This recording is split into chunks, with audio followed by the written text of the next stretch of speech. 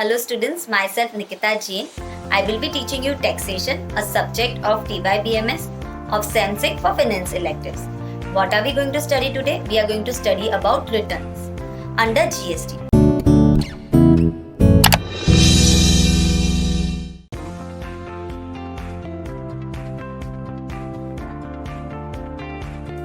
So when I talk about returns, there are 11 returns in GST. Let us first talk about the 11th return. The 11th return is to be filed by WHO, that is international bodies, okay, which are NPOs, non-profit organizations. Say for example WHO and all, who have been situated in India, they have to file that return. Then let us talk about GSTR 10. GSTR 10 is a final return, which is being filed when you close your business. When your registration is being cancelled, it is being revoked, or you have asked for terminating the registration. In that case, you have to file GSTR 11 within 3 months of your cancellation, revocation or termination of registration. So when you talk about GSTR 10, what are the details which you have to file in GSTR 10? Obviously, your name, the ITC which you have claimed, the balance ITC which has been left to be claimed, or the amount which has been left to be paid, okay? And say for example, you're clearing all your assets, the sale of assets and all and everything, it is to be reversed. So it is a return which is in detail. All the returns under GST are being filed electronically on electronic portal, that is www.gst.gov.in. If you go onto that portal, you will find all the returns are being available. So that is what I talk about GSTR 10. Now let us talk about GSTR 9. GSTR 9 is the annual return which is being filed on 31st December of the next financial year. Under GST also, the financial year is from April to March. So say for example, for April 19 to March 20, what is the due date to file the GSTR return? That is December 20. But it keeps on extended by the government because this is a new return which is to be filed, where people, including the professionals, are confused how to file the returns. Okay? When you go to the portal, you will find GSTR 9 is a lengthy return which clearly says in a year how much goods have you sold, how much GST goods you have sold, non-GST goods, exempted, nil rated and exported goods. How much ITC you have claimed under capital goods, under goods and under input services. Then how much RCM you have paid and you have collected. Okay, this is the total detail. Then it also asks you the quantum of goods which you have sold on the basis of HSN. Say for example, the ITC which you have claimed is more than 10% of the total ITC. Then you also have to disclose the HSN code of that input service, capital goods. These are the details which you file under GSTR 9.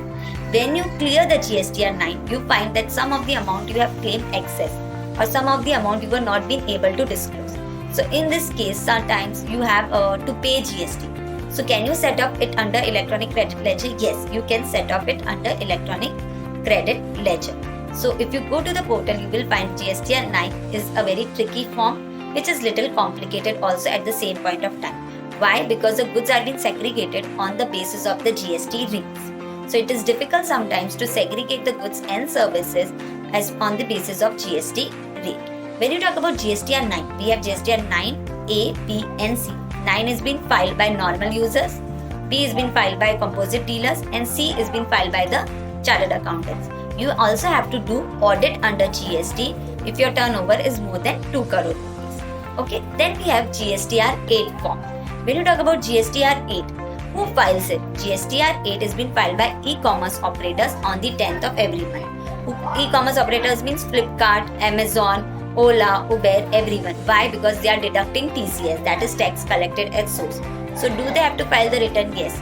But along with that, they also have to file annual return. Okay?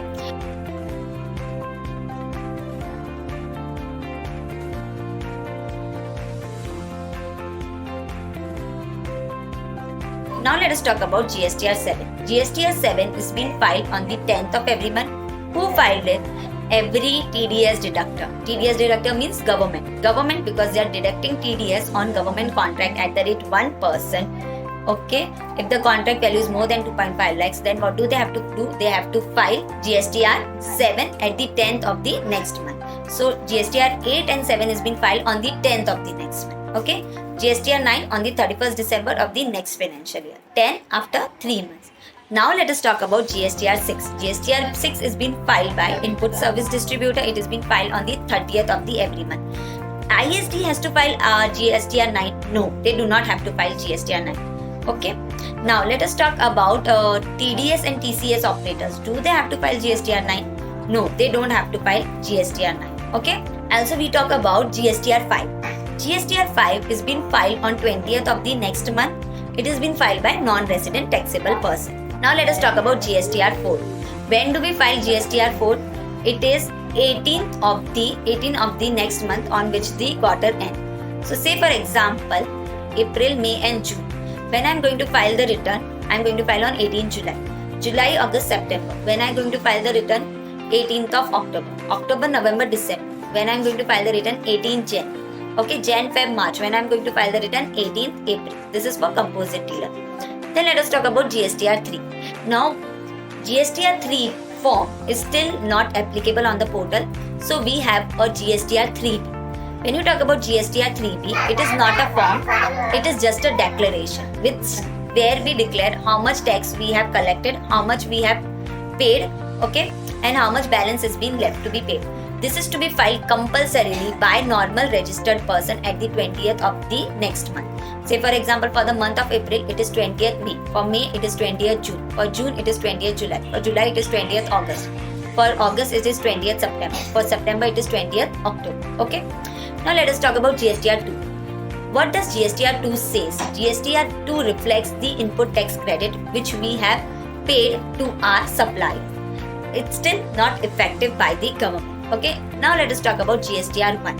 What does GSTR 1 reflects? It reflects the total outward supply, the goods which we have sold in totality. It gives a detailed description about the same. It gives a description about how much goods we have sold B2B, that is to business, B2C, that is to consumer, that they are non-registered person, how much exported, nil rated, exempted goods we have sold, what is the HSN code of the same. Who has to file this return? Every registered dealer. Okay, normal registered person has to file GSTR 1.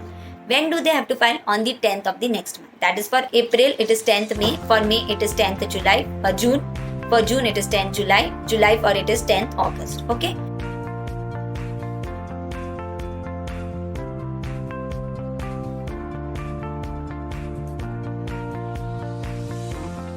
Hope you understand when I say return. We are done for the day. Thank you very much.